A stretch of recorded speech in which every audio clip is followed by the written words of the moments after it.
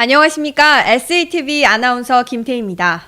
저희 CSR 매거진은 사회적 경제 활성화에 노력하고 있는 기업들의 사회적 책임, 다시 말해 기업들의 사회 공헌 활동을 소개하는 프로그램입니다.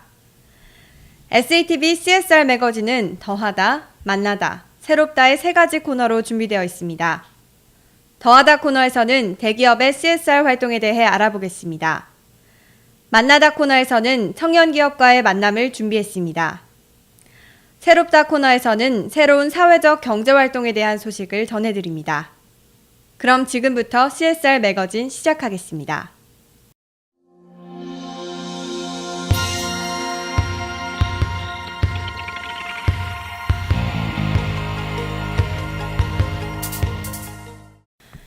CSR, 바로 기업의 사회적 책임의 약자입니다. CSR은 기업의 힘이 막강해지고 기업을 둘러싼 이해관계자들 또한 다양해짐에 따라 현 경제 상황에서 그만큼 커다란 영향력을 갖춘 기업들이 경제, 사회, 환경적 책임을 다하는 것을 말합니다. 물론 기업의 목적은 이윤 창출이지만 사회적 책임을 다하기 위해 노력할 때 착한 기업, 좋은 기업이라는 이미지를 만들어낼 수 있고 그런 좋은 모습을 통해 소비자에게 인정받고 더 많은 수익을 낼 수 있겠죠. 저희 더하다 코너에서는 이런 기업들의 CSR 활동이 더해져 행복한 세상을 만든다는 데서 출발합니다. 이번 주 더하다의 첫 번째 소식은 현대차그룹 CSR 활동에 대해 준비했습니다. 함께 움직이는 세상이라는 사회공헌 슬로건 아래 활발하게 사회공헌 활동을 펼치고 있는 현대차그룹 CSR을 살펴봤습니다. 현대자동차그룹 사회공헌은 지난 2003년에 사회공헌 협의회를 만든 이후로 지속적인 동반 성장과 함께 친환경 나눔을 위해 노력하고 있습니다. 이를 위해 이지무브, 그린무브, 해피무브, 세이프무브와 같이 4대 무브를 중심으로 국내외 지역사회에 대한 봉사와 나눔 활동을 해나가고 있는데요. 특히 2012년부터 5년 중점 과제인 일자리 창출, 청년 리더 양성, 양극화 해소 등을 추진하고 있습니다. 현대차 CSR을 더 자세히 살펴보기 위해 관계자를 만나 얘기 나눴습니다. 안녕하세요. 네, 소개 좀 부탁드립니다. 네, 저는 현대자동차그룹 사회문화팀에서 글로벌 사회공헌 활동을 담당하고 있는 신재민 과장입니다. 첫째로 현대차그룹의 글로벌 사업은 현대 코이카 드림센터, 현대 그린존 차이나, 해피무브 글로벌 청년봉사단이 대표적인데요. 우선 현대 코이카 드림센터 사업은 개발도상국에 매년 자동차 정비기술학교를 건립하는 사업입니다. 현대자동차가 가지고 있는 핵심 기술을 현재 적용을 하고 전수를 하는 것이기 때문에 거기에 대한 일단 커리큘럼이나 그리고 실습, 환경 이런 것들에 대해서 상당히 지역 주민들이 굉장히 만족해하고 계시고 이 학교를 졸업하면 정말 취업이 될 수 있겠구나라는 확신을 가지고 열심히 공부를 하고 있는 거죠. 현대 코이카 드림센터의 졸업생 중 일부는 현대자동차 정비기술원으로 취업할 기회를 가집니다. 다음으로 현대 그린존 차이나는 중국의 사막화 방지를 위한 사업입니다. 대표적인 황사 발원지 중 하나인 내몽고 사막 차칸노르 지역의 생태계를 복원하는 활동인데요. 현대자동차그룹은 2008년부터 5년간 5천만 제곱미터의 사막 지역에 초지를 조성했습니다. 그리고 2013년부터는 초지의 토양 능력을 회복시키는 프로젝트를 실시했는데요. 마지막으로 글로벌 사업 부문 중 해피무브 글로벌 봉사단은 연간 1000명을 파견하는 국내 최대 대학생 봉사단인데요. 지금까지 18개 국가에 6천여 명의 봉사단이 활동을 펼쳤습니다. 해피무브 봉사단의 활동은 지역, 환경, 문화, 의료, 크게 4가지 분야가 있습니다. 지역 부문은 현지 지역개발 사업에 참여합니다. 현지 지역 주민들을 위해 학교 시설 개보수, 주거시설, 마을 공동시설 보수 작업을 하는데요. 초등학생들을 위한 보건 위생교육도 있습니다. 환경봉사는 토지 복원 사업에 활동을 합니다. 문화봉사는 유네스코 세계문화유산이 있는 곳에 가서 유물의 복원을 돕는 사업이고 의료봉사는 인도, 라오스 지역에 의료 서비스를 제공합니다. 네, 그러면 그 봉사 지역의 변화도 물론 있을 테지만 다녀온 학생들의 어떤 반응도 있을 것 같은데 어떤가요? 네. 뜨겁게. 네. 현지 주민들에 대한 봉사 활동이 메인 가치가 되겠지만 사실은 봉사를 마친 후에 단원들의 변화, 거기에도 굉장히 포커스가 되어 있습니다. 저희가 가서 할 수 있는 것들이 상당히 제한적입니다. 뭐 보름 동안 가서 그분들 물론 마음을 전달할 수는 있겠지만 할 수 있는 것들은 한계가 있거든요. 그런데 그 활동을 통해서 굉장히 많은 것을 느끼고 돌아온 그런 청년들이 정말 그 삶의 가치가 조금이라도 바뀐다면 앞으로 어떤 일을 하건 어떤 곳에 있건 모든 하는 활동들이 그분들을 위해서 전 세계적으로 굉장히 좋은 방향으로 흘러갈 수 있다라는 믿음을 가지고 그래서 글로벌 청년 리더 양성을 한 가슴이 따뜻한 글로벌 청년 리더 양성을 하는 것이 또한 해피무브 글로벌 청년봉사단의 목적이기도 합니다. 일단은 저희 현대 코이카 드림센터 개교식 때 저희 해피무브 글로벌 청년봉사단이 함께 가서 기숙사 건축을 한 적이 있습니다. 센터뿐만이 아니라 그곳에서 지낼 학생들을 위해서 기숙사를 지어주는 거죠. 왜냐하면 그 센터에는 그 도시에 있는 그 도시에 사는 학생들도 있지만 다른 시골 지역에서 오는 학생들도 있기 때문에 저희가 기숙사가 필요했고 해피무브 글로벌 청년봉사단이 가서 그러면 그걸 직접 지어주자라고 했었고요. 청년봉사단만 또 작업을 하는 것이 아니라 현지에서 직접 그곳에 거주하게 될 가나의 청소년들이 같이 또 봉사에 참여를 해서 굉장히 마음과 마음이 나뉜다고 할까요? 나눈다고 할까요? 그래서 그러한 경험들이 있었고 특히 주민들이 굉장히 좋아하셨어요. 그 현대자동차에서 돈만 지원한 게 아니라 정말 이렇게 학생들이 와서 진정성 있게 봉사활동하고 자신들을 위해서 땀을 흘리고 그 더운 여름에 그 더운 날씨에 굉장히 그 열심히 노력하는 모습을 보시고 이 사람들이 현대자동차가 그냥 우리한테 돈만 던져주고 가는 곳이 아니구나, 마음을 나누러 왔구나라는 것을 느끼게 되는 그런 계기였죠. 앞으로 글로벌 CSR, 현대차 그룹의 글로벌 CSR의 전략이나 또는 비전이 어떻게 될까요? 앞으로 갈 길이 멉니다. 저희가 정말 사랑받는 그리고 존경받는 기업이 되기 위해서 전 세계적으로 노력해야 될 것이 많이 있습니다. 특히 우리 법인과 법인 간 그리고 본사와 법인 간의 그러한 유기적인 협조 체계를 잘 구축해서 일관성 있고 전략적이고 현지에도 도움이 되고 또한 기업에도 도움이 될 수 있는 활동들을 해나갈 거고요. 나아가서는 우리 그룹의 계열사 간의 협조도 열심히 하고 그리고 정부와 기업 간의 협력 체계도 같이 만들어서 정말 복합적이고 다양한 거버넌스를 가지고 오래 갈 수 있는 정말 오래 지속되고 현지에 도움이 되는 활동들을 많이 해나가려고 합니다. 네, 그럼 계속해서 사회문화팀 최재우 차장님을 모시고 얘기 나눠보겠습니다. 안녕하세요. 안녕하세요. 네. 저는 현대차 그룹 사회문화팀 최재호 차장입니다. 그러면 이 현대차 그룹이요, 이 CSR에서 가장 중점을 두는 부분이 있다면 어떤 것일까요? 네, 현대자동차 그룹은 기업 시민으로서 사회적 책임을 다하기 위해서 노력을 하고 있는데요. 다양한 사회공헌 활동을 저희 기업이 자체적으로 저희들만의 역량을 가지고 하는 것보다는 많은 우리 사회 파트너들과 함께 사회공헌 사업을 하는 것을 가장 중요하게 생각을 하고 있습니다. 네. 기업이 사회공헌 활동을 하면서 만날 수 있는 많은 이해관계자들이 기업을 이해할 수 있게 되고 또 기업은 그분들과 좋은 관계를 유지하면서 우호적인 평판을 쌓을 수 있기 때문에 현대자동차 그룹은 단순하게 사회공헌 이벤트를 하는 게 중요하다고 생각하지 않고 그런 사회공헌을 하는 과정 속에서 다양한 우리 파트너들하고 좋은 관계를 구축하는 것이 가장 중요하다고 생각을 하고 있습니다. 네, 그렇다면 현대차 그룹이 다른 기업의 CSR과 차별화되는 점이 있다면 무엇일까요? 현대자동차 그룹은 청년들의 창업과 일자리 그리고 청년 인재 육성에 중점을 두고 있습니다. 예를 들어서 H-온드림 오디션이라는 창업 오디션을 통해서 청년들의 창업을 지원을 하고 있고요.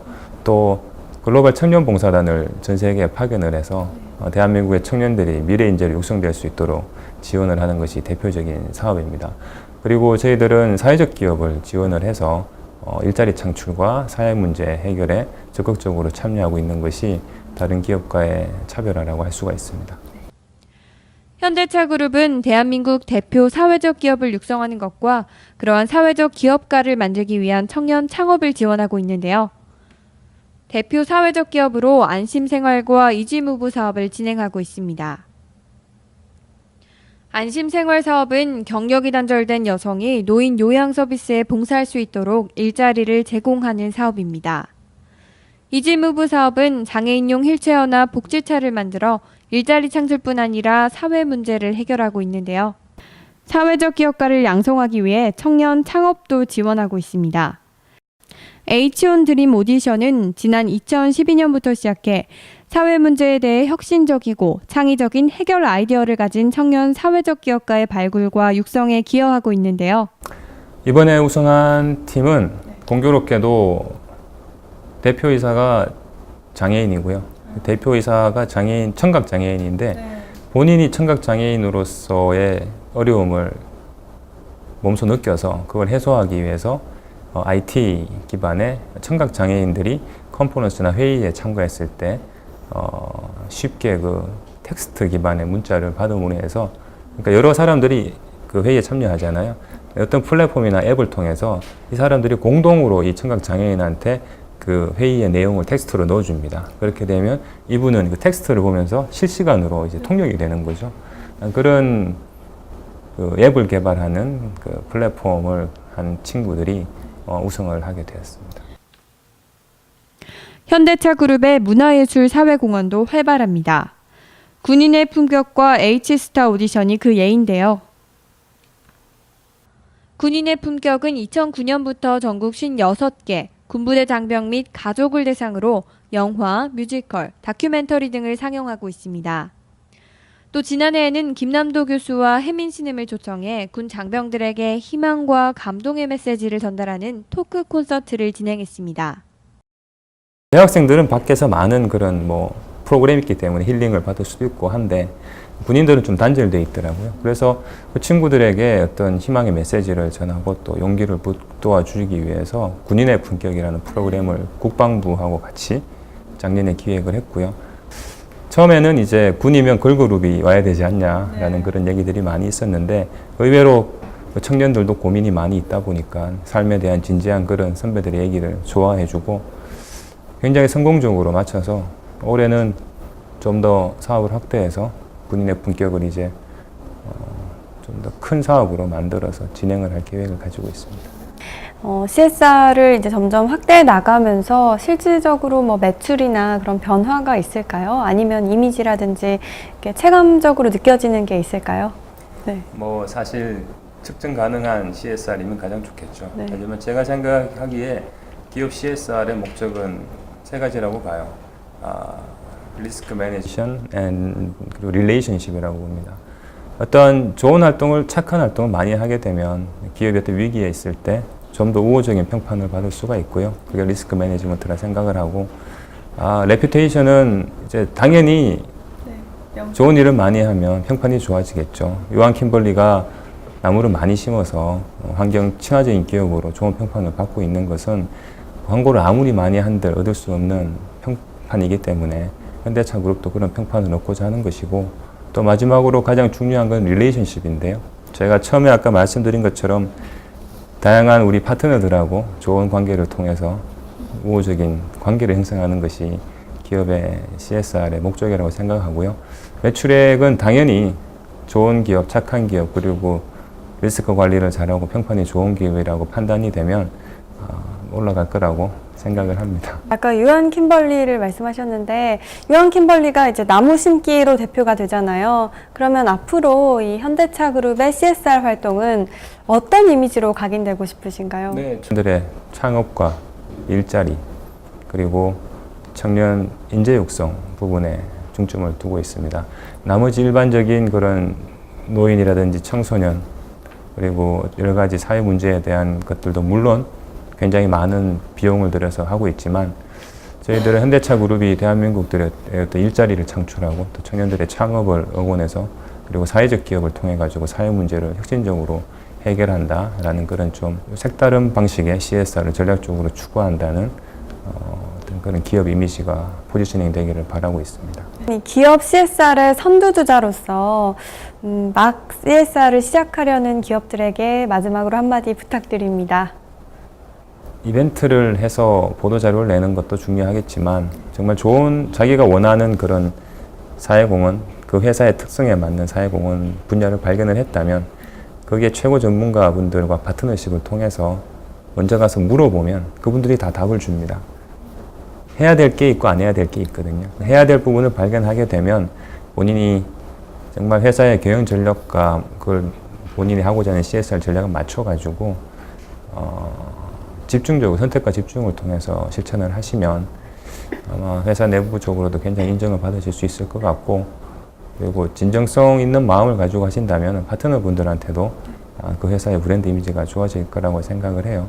대부분 좀 성급하게 이벤트 위주로 사업을 벌이시다가 파트너와의 관계가 안 좋아져서 사업을 접는 경우도 많이 봤기 때문에 좀 그 담당자의 인사이트와 노력이 정말 중요하다. 그래서 누구나 할 수 있는 게 CSR이 아니고 정말 많은 고민과 그리고 능력을 가진 분들이 할 수 있는 게 CSR이라고 하는 자부심을 가지고 하시면 분명히 성과는 일반적인 뭐 영업이나 마케팅보다 회사의 브랜드가 높아지는 성과를 낼 수 있을 것이라고 확신을 하고 있습니다. 네, 지금까지 현대자동차 그룹의 CSR 활동을 살펴봤습니다. 네, 현대자동차 그룹이 성장하는 만큼 앞으로 현대차 그룹의 사회공헌 활동이 더 많은 곳에 퍼지길 기대해 봅니다. 더하다의 두 번째 소식은 SK 사회공헌 프로보노 활동입니다. 프로보노란 각 분야의 전문가들이 자신들이 가진 전문적인 지식과 경험을 바탕으로 사회적 약자를 돕는 활동을 이르는 말인데요. 지난 6월 25일 시청역 부근 스페이스 노아 커넥트홀에서 SK 직원들을 대상으로 SK 프로보노 스킬업 토크 콘서트가 열렸습니다. 자세한 소식 조유리 PD가 전합니다. SK 직원 30여 명을 비롯해 SK 사회공헌 팀장 남상곤 전무, TMB 경영연구원 이미경 대표 등이 참석한 SK 프로보노 스킬업 토크 콘서트가 지난 25일 스페이스 노아 커넥트홀에서 열렸습니다. 이날 행사는 프로보노 활동에 참여 중인 임직원뿐만 아니라 프로보노 활동에 참여하고 싶지만 정보가 부족해 참여하고 있지 못하는 SK 임직원을 대상으로 프로보노 활동에 대한 정보를 공유하기 위해 진행됐습니다. 다과를 나누며 참석자들 간의 인사를 나누는 1부 샌드위치 네트워킹 순서에 이어 진행된 2부 생생토크에서 SK그룹 사회공헌팀 남상곤 전무는 SK 프로보노가 아직은 시작 단계지만 국내에서 대표적인 모델이 될 수 있도록 좋은 시간을 갖기 바란다고 인사말을 전했습니다. 저희 국내에서 대표적인 모델이 될 수 있도록 아직은 뭐 시작 단계이기 때문에 저희들이 해야 될 일이 굉장히 많이 있고 시행착오도 일부는 겪어가야 될 것 같아요. 그래서 그런 측면에서 오늘 좋은 디스커션이 됐으면 하고. 이어 세스넷 김정모 센터장이 SK 프로보노 이대준 매니저와 이야기를 나누며 프로보노 활동의 유형과 사례를 분석했습니다. 네트워킹하고 그래서 저희 어떤 한계들이 많이 좀 깨서 좀 넓어진 것들 같은 것 같고요. 그 다음에 제가 보는 시야도 굉장히 많이 넓어진 것 같고요. 또한 한국사회적 기업 장원찬 자원연계 팀장과 예비사회적 기업 에덴도시 녹화 대표로부터 우리나라 사회적 기업이 겪고 있는 고민과 해결 과제에 대해 들어볼 수 있었습니다.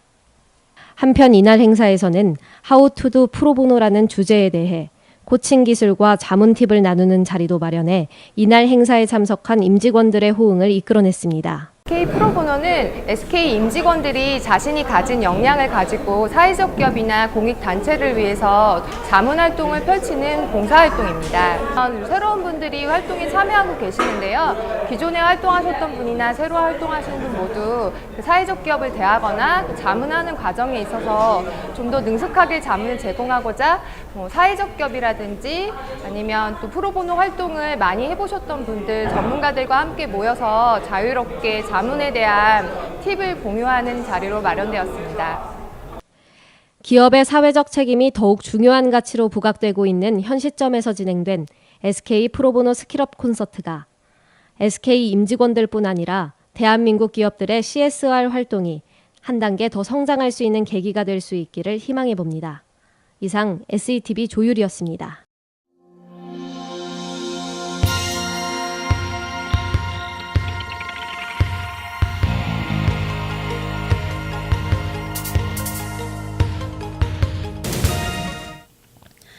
만나다 코너에서는 청년기업가를 만나봅니다. 여러분의 삶의 원동력은 무엇입니까? 혹자는 꿈이라고 말합니다. 꿈이 있기에 즐겁고 꿈이 있기에 행복합니다. 이번 주 만날 청년기업가는 바로 꿈꾸는 문화를 만드는 모티브하우스 서동우 대표입니다. 지금 바로 가보시죠.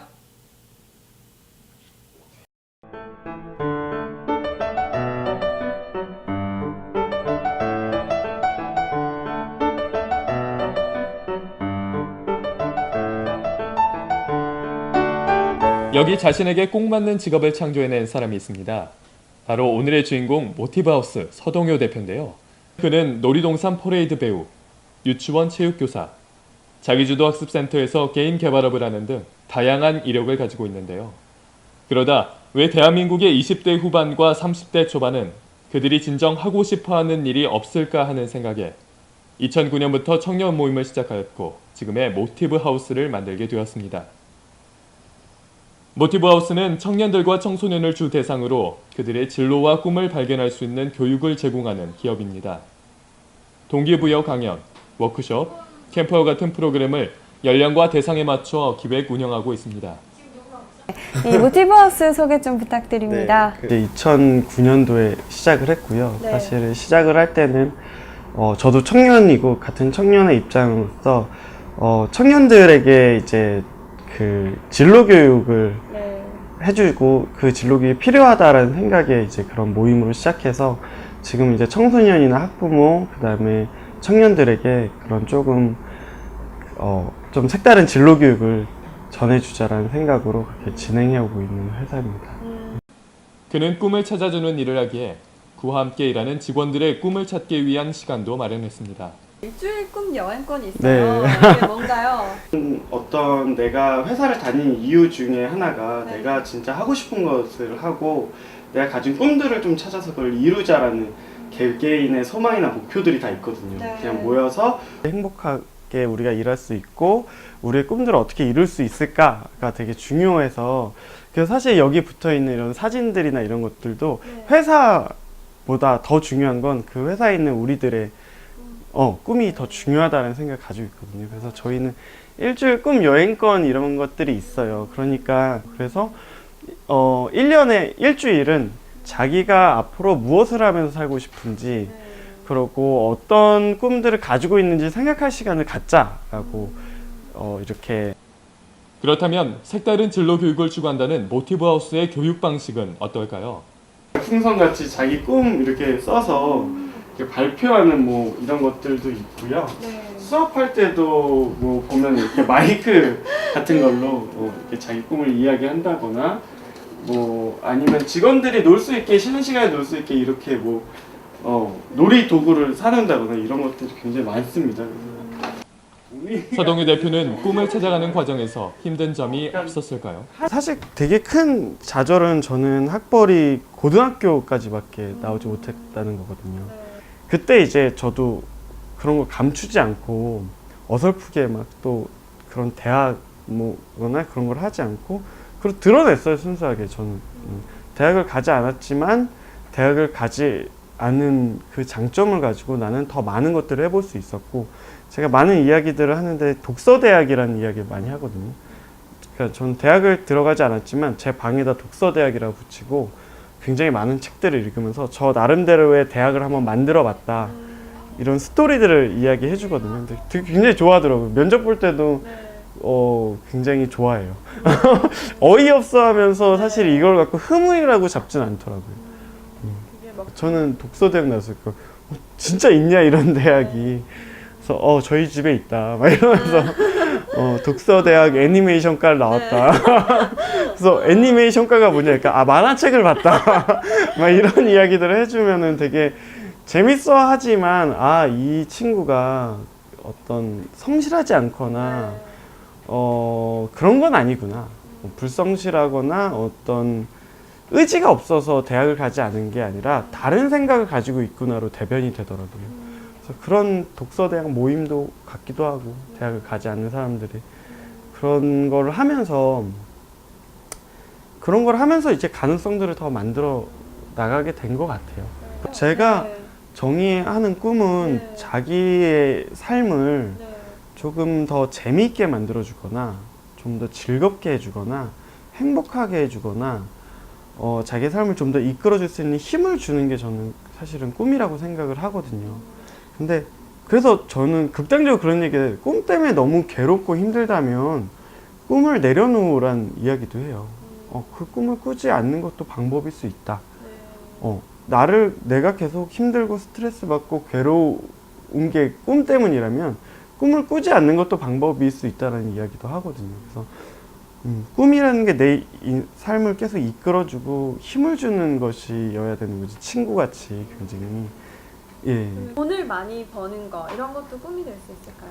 꿈이 될 수 있다라고 생각을 해요. 그런데 그 돈이 아니라 저는 그런 이야기 하거든요. 돈을 얼마나 벌고 싶어? 라고 이야기를 하면 저는 막 많은 이야기, 100억이요, 막 1000억이요, 막 수십조에 이렇게 벌고 싶어요. 그러면은 그 돈으로 무엇을 하고 싶어? 뭘 하고 싶은지 꼭 물어봐요. 왜냐면 돈이라는 걸 썼을 때 가치가 있는 거지. 만약에 100억이 생겼어요. 근데 내 통장에 100억이 들어왔어요.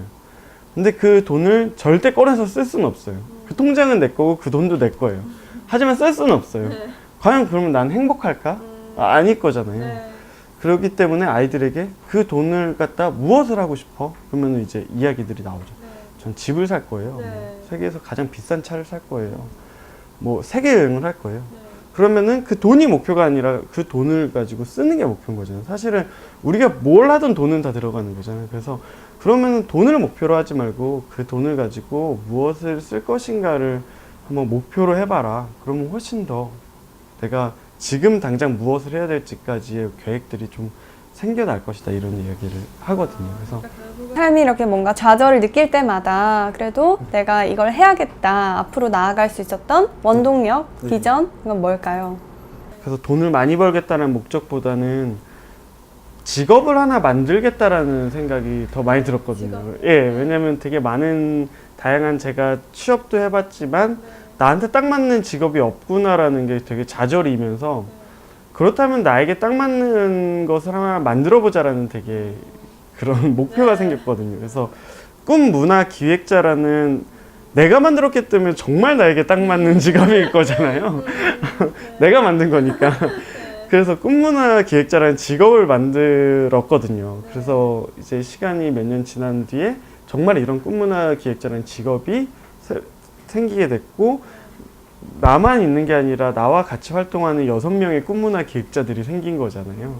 그래서 그게 굉장히 신기하고, 시간이 지나 보니까 그게 가능성으로 느껴지더라고요. 이런 어떤 한 사람이 자기 꿈을 이뤄나가는 게 돈이나 어떤 세상이 주는 기회나 아니면 배경이나 어떤 학벌이나 이런 게 아니라 그 의지라는 것이 굉장히 중요하고, 그 의지만 있다면 기회나 어떤 돈이나 지식이나 정보 같은 것들은 만들어 나갈 수 있구나라는 것에 대한 큰 비전을 많이 느꼈거든요. 그래서 저는 앞으로도 계속 이런 직업들을 만들어 나간다거나 이런 문화들을 만들어 나가는 것에 대한 비전을 가지고 있어요. 그리고 꿈의 문화를 만드는 네. 그런 비전을 가지고 계시군요.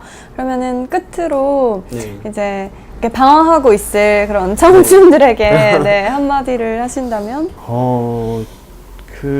눈치 보지 않았으면 좋겠어요. 저도 사실은 눈치 보려면 얼마든지 눈치 볼 수 있는 건데, 눈치 보지 않고, 사실은 20대와 저는 이제 30대가 됐으니까 비로소 해줄 수 있는 말인데, 20대 때 결정되는 건 하나도 없는 것 같아요.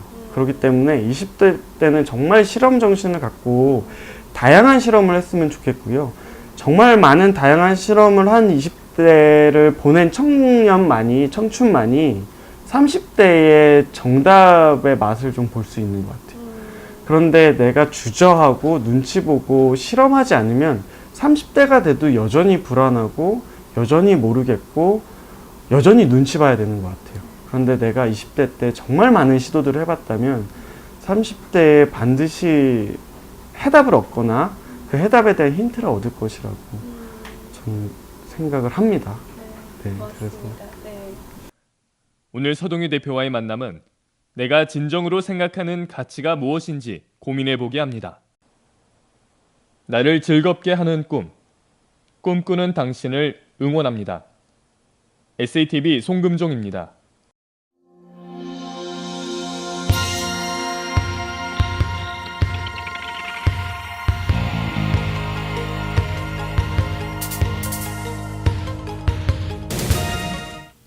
새롭다에서는 대기업 CSR 활동을 비롯한 각종 사회적 경제활동에 관련한 단신 뉴스를 전해드립니다. 첫 번째 소식입니다. 글로벌 기업 락앤락의 중국 총괄본부인 상해 락앤락 무역유한공사가 제1회 상하이 CSR 기업대상 시상식에서 고객만족 부문 우수상을 수상했습니다. 주 상하이 대한민국 총영사관이 주최하고 코트라 무역협회, 화동지역 한국상회연합회가 후원한 이번 상하이 CSR 우수기업 대상은 화동지역에 진출한 한국 기업들의 CSR 활동을 독려하고 또 사회공헌을 촉진하고자 총 5개 분야의 우수기업을 선정하고 시상했습니다.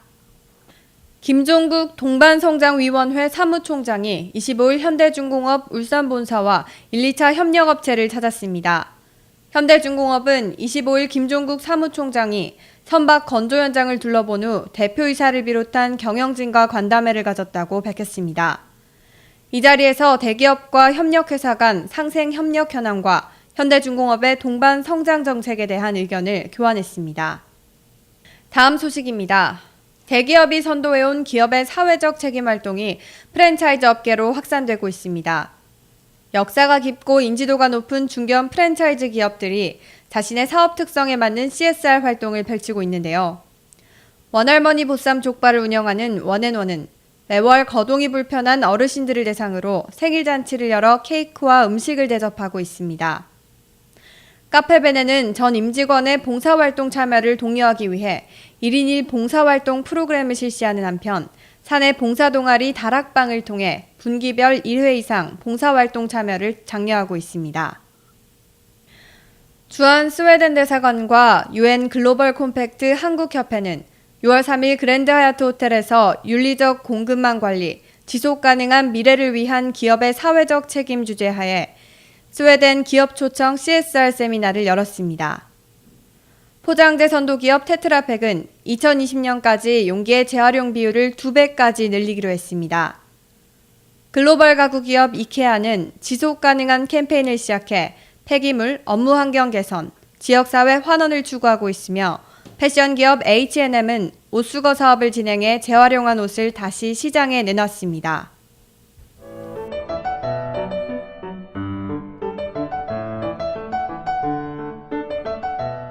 새롭다의 마지막 코너 인물톡톡에서는 한 번쯤 만나보고 싶었던 화제의 인물들을 만나봅니다.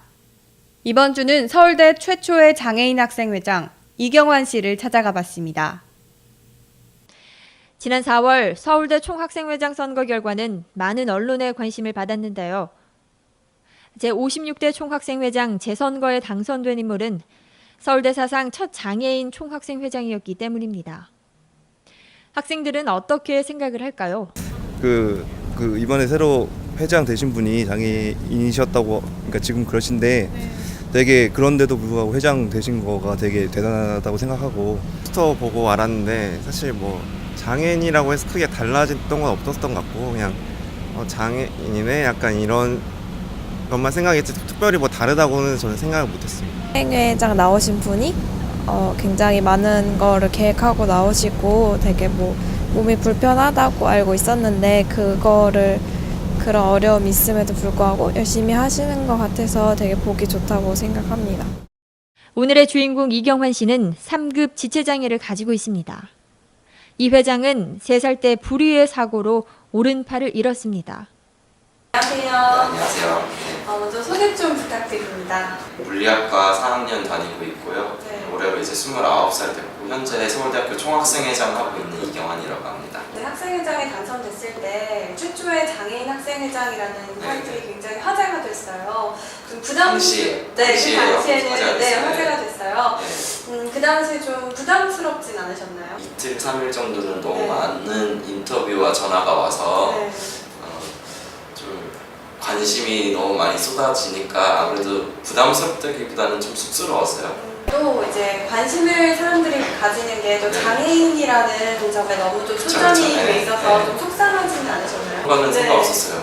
오히려 그게 더 부각될 수 있었던 점이니까 그게 딱히 뭐 속상한 점이 되었다고 생각하지 않아요. 지금 3개월이 지났잖아요. 예. 그동안 어떤 점을 조금 해 나가셨고 또 집중하고 있는지 어떤 공약들을 이루었는지 학생회 자체적으로 저희가 할 수 있는 일들이 있잖아요. 네. 기존에 총학생회 논의 구조에 이제 들어오지 못했던 장애인들이나 외국인들이나 뭐 기숙사 자치회처럼 다른 좀 중요한 의견들이지만 총학생회로 수렴되지 않았던 이 사람들을 이제 회의 자리에 모셔서 같이 이야기할 수 있게 했다라든지 이제 수업 환경이나 이제 학내 편의 개선을 위해서 뭐 셔틀버스 운영 시간을 연장시킨다든지 좀 이런 류의 사업을 좀 중점적으로 해왔고요. 장애인으로서 살면서 굉장히 좀 불편도 좀 있을 것 같고 있었을 것 같고 또 때로는 상처를 받았을 것 같기도 해요. 또 그런데 또 공부를 굉장히 잘하셔서 서울대에도 오셨어요. 그런 뭐 원동력이나 그런 게 있었을까요? 불편한 거는 혼자 제가 지금 자취하는데 자취 생활이 완전히 편한 건 아닌 면이 있고요. 그 외에 어떤 이제 살면서 뭐 인격적으로 뭐 이렇게 지치게 그렇게 뭐 속상했던 일은 별로 없었어요. 생각보다 사람들이 착하거든요. 그래서 굳이 이제 못되게 구는 사람들은 없으니까 그런 거에 상처는 없는데 일상생활에 있어서 좀 불편함 이런 건 좀 있고 학창 시절에는 부모님이 약간 공부를 이제 많이 강조하신 측면도 있고 제가 그 책 읽는 거나 혼자 이제 수학이나 과학 같은 학문을 좋아했기 때문에 그러니까 거기에 좀 흥미나 호기심을 느끼는 편이었어요. 그래가지고 공부는 좀 고등학교 시절에 좀 잘 나온 게 아닌가 이렇게 생각합니다. 이제 물리학을 공부를 했고 이제 서울대에 들어와서 어떻게 보면 조금 동떨어질 수 있는데 그런 사회적인 문제에 굉장히 관심이 많으셨나 봐요. 맞아요. 학교에 좀 학생운동 분위기가 강했고요. 그런 분위기에 제가 잘 젖어들었고 잘 녹아 들어가서 그런 분위기의 활동이나 이런 걸 조금씩 해본 적이 있고요. 2학년 때 그 사회과학 서적 같은 거 많이 읽었어요. 그런 거 있잖아요. 자본주의 이렇게 분석하는 책들 있잖아요. 그런 거 많이 읽고 철학책 같은 거 많이 읽고 그 2학년 때 들어서 좀 우리 사회에 좀 큰 갈등 있는 현장을 많이 가봤어요. 회장을 계기로 한 계기도 어떤 계기가 있었을까요? 학생회장이요? 네, 학생회장을 해야겠다. 예전에도 여러 번 출마한 적이 있어요. 번번이 이제 낙선을 하거나 아니면 개표조차 못했어요. 근데 마음속에 계속 그런 게 있었죠. 졸업 전까지는 졸업 전에 한 번 더 그때 해보려고 한 걸 해봐야겠다 이런 게 있었는데 마침 이제 작년 겨울에 선거가 이제 무산되기도 했고 그때는 저는 그 선거에 나가지 않았었는데 제가 그때는 이제 서울대학교 상대로 이제 소송을 하고 있었어요. 기성예비를 반환하라는 소송인데 그게 이제 법리적으로는 이제 부당한 이득이라는 거죠. 서울대가 취한 이제 돌려받을 이제 권리가 있다고 생각해서 그걸 해봤는데 사람들이 많이 호응해주고 많이 붙고 여기서 역시 좀 법적으로도 승산이 있고 그리고 한 명이 이렇게 추진을 하면은 사람들이 붙어주기도 하고 후원도 하고 지지를 해주는구나. 그리고 그 안에서 형성된 그러니까 새로 알게 되었거나 아니면 예전에 알고 지냈는데 학교를 제가 오래 다니다 보니까 연락이 끊어진 사람이 다 연결이 됐어요. 그래서 좀 팀이 구성이 되고 이러다 보니까 좀 조직도 있는 것 같고 또 의지도 다시 생겨나고 이러니까 그러면은 3월 달에 재선거가 있으니까 그때 나가봐야겠다라고 생각한 거죠. 남은 임기 5개월간에 꼭 이루고 싶거나 또 변화시키고 싶은 부분이 있을까요? 제가 이제 공약을 굉장히 많이 내걸었는데 그 중에서도 그 서울대 학생들 전체에게 좀 영향을 미칠 수 있는 그런 공약들을 이제 달성하는 게 이제 목표라고 생각해요. 그러니까 장애인 학생뿐만 아니라 전체 서울대 학생이 좀 체감할 수 있는 그런 부분에서 그러면 마지막으로 본인의 어떤 비전은 뭐가 있을까요? 되게 좀 우리나라가 조금은 그 사회 갈등이 덜한 나라이기를 바라는 너무 좀 비용이 많잖아요. 그래서 네. 이런 거에 좀 기여하는 사람이고 싶어요. 네, 오늘 말씀 감사합니다. 네, 감사합니다. 모든 언론이 그에게 관심을 가진 이유는 장애인이라는 점이었지만 그는 장애인이라서 특별하기보다는 그가 가진 비전과 행동이 그를 더 돋보이게 만들었습니다. 누군가를 장애인이라 규정짓고 한계를 정해버리는 우리 사회의 시선을 한 번쯤 되돌아봐야 하지 않을까요? 이상 SCTV 박주영이었습니다. 저희가 준비한 소식은 여기까지입니다. 사촌이 땅을 사면 배가 아프다라는 말이 있습니다. 이제는 사촌이 땅을 사면 배가 부르다는 어떨까요? 저희는 앞으로 다 함께 잘 사는 세상을 만들기 위해 노력하겠습니다. 다음 주에는 더 알찬 소식으로 찾아뵙겠습니다. 지금까지 SCTV 아나운서 김태희였습니다. 시청해주셔서 고맙습니다.